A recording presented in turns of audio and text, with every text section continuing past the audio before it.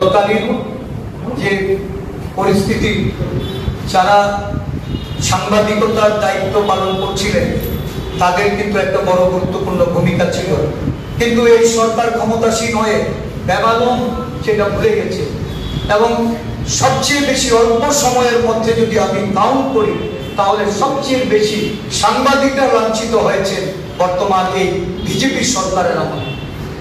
আমি এই খবর পাওয়ার পর সুব্রত দাস গন্ডাছড়ার যিনি, আমি যখন গন্ডাছড়ায় সফর করি উনি প্রায় সময় আমার কাছে আসেন, আমাদের বক্তব্য তুলে নিয়ে যান।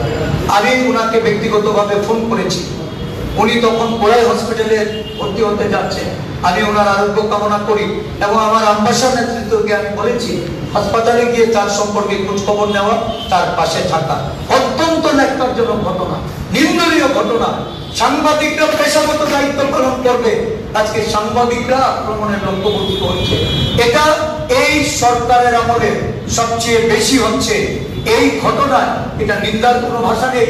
রাজ্যের বর্তমান মুখ্যমন্ত্রী উনি দায়িত্ব এড়াতে পারেন না, ওনাকে উচিত আইনের শাসন প্রতিষ্ঠা করার লক্ষ্যে সাংবাদিকদের যেমন সুরক্ষিত করা, রাজ্যের নাগরিকদের সুরক্ষিত।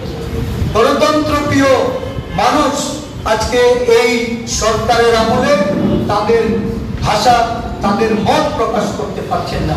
সাংবাদিকরাও হুমকির মুখে, সাংবাদিকরাও এটা প্রকাশ করতে পারছেন না।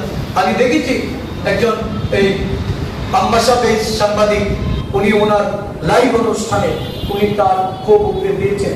এটা খুব স্বাভাবিক, এটা হবে।